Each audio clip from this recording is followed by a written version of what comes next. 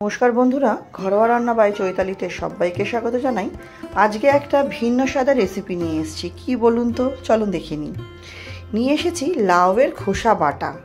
কে কে খান বা এটা খেতে ভালোবাসেন কারা?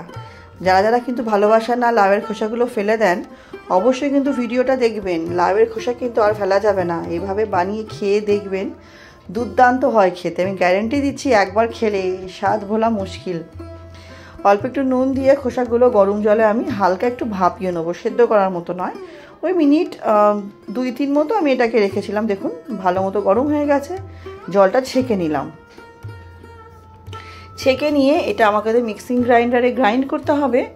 এবার তো গোটা গোটা দিলে হবে না, তাই খোসাগুলো আমি একটু স্লাইস করে নেবো, মানে ছোটো ছোটো করে টুকরো করে নেবো, যাতে মিক্সিং গ্রাইন্ডারে দিলে যাতে সবগুলো ভালো মতো গ্রাইন্ড হয়ে যায়।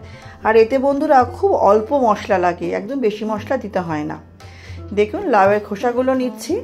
ওখানে আমার 7-8 কোয়া রসুন আছে, রসুন দেবো, আর অল্প একটু ধনে পাতা দিয়ে এটাকে স্মুথ একটা পেস্ট করে নেবো। নতুন বন্ধু যারা আমার এই ছোট্ট চ্যানেলে নতুন, ভিডিওটি প্রথম দেখছেন, আমার রেসিপিটা যদি সামান্য হলেও ভালো লেগে থাকে, চ্যানেলটি সাবস্ক্রাইব করে পাশে থাকার অনুরোধ রইল।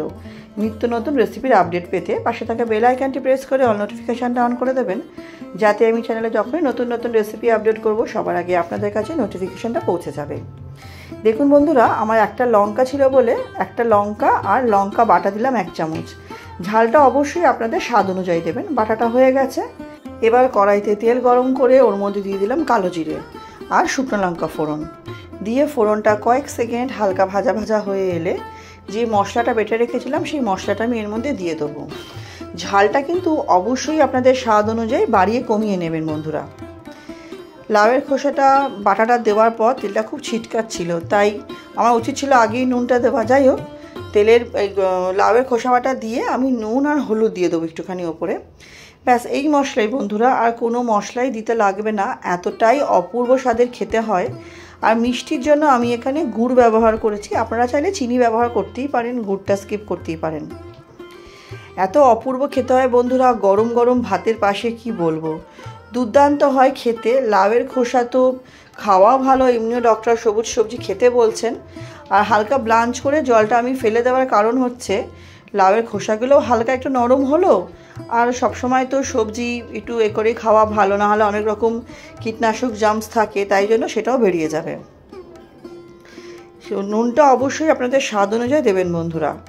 দিয়ে এটাকে আমি খুব ভালো মতো আমাকে মিশিয়ে নিতে হবে। কিন্তু এবার এরকম রেসিপি মাঝে মধ্যে একটু মুখের স্বাদ বদলাবার জন্য মাঝে মধ্যেই করা যায়, ভালো হয় কিন্তু খেতে। আর খুব একটা সময় লাগে না, খুব বেশি হলে আমার এটা বানাতে 15 থেকে 20 মিনিট সময় লেগেছে। আর খেতে এতটাই ভালো হয়েছিল, এটা ঠান্ডা ভাতের থেকে গরম ভাতে বেশি ভালো লাগে। এবার এটাকে খুব ভালো মতো আমি মিশিয়ে নেবো বন্ধুরা। মিশিয়ে একদম শুকনো শুকনো করে নিতে হবে। মানে যখন দেখবো যে খুন্তি যখন আমি চাচ্ছি কড়ার গায়ে, যখন দেখবো অটোমেটিকই সেগুলো পড়ে যাচ্ছে, আমাকে ছাড়াতে হচ্ছে না, তখন বুঝবো এটা হয়ে যাবে।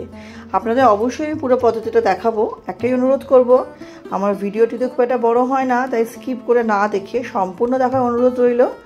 না হলে তো কী পদ্ধতিতে আমি রান্নাটা করলাম আপনারা সেটা বুঝতেই পারবেন না, কি মশলা দিলাম।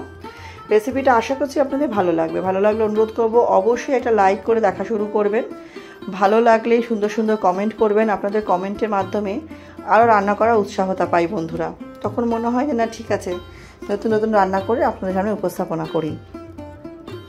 আর এই বাটা বুটি ভর্তা তো খেতে সবসময় খুবই ভালো লাগে, অল টাইম ফেভারিটস যেটা বলে, তার মধ্যে এটাগুলো পড়ে আমার অন্তত।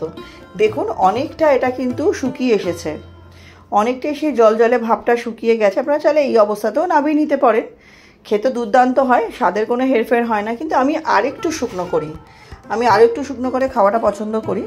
আপনারা চাইলে এই অবস্থায় নামিয়ে কিন্তু খেতে পারেন বন্ধুরা। গরম গরম ধোয়া ওটা ভাতের সাথে অবশ্যই একবার খেয়ে দেখবেন, এতটাই অপূর্ব হয় স্বাদে। আর অবশ্যই বানিয়ে খেয়ে কিন্তু আমাকে কমেন্টসে জানাবেন কেমন হলো। দেখুন এটাই আরও কিছুটা শুকিয়ে গেছে এটা। এবার এটা আমার রেসিপিটা তো রেডি হয়ে গেছে গরম গরম ভাতের সাথে পরিবেশন করার জন্য। আমার সাথে ভিডিওটি শেষ অবধি দেখার জন্য আপনাদের সবাইকে অনেক অনেক ধন্যবাদ বন্ধুরা। আর অবশ্যই এটা বাড়িতে বানিয়ে খাবেন, কেমন লাগলো আমাকে জানাবেন। আপনাদের কমেন্টে কিন্তু অপেক্ষায় থাকবো আমি। তাহলে চলুন ভিডিওটা আজকের মতো এখানেই শেষ করছি। নেক্সট দিন আবার হাজির হব নতুন রেসিপির সাথে। সবাই খুব ভালো থাকবেন।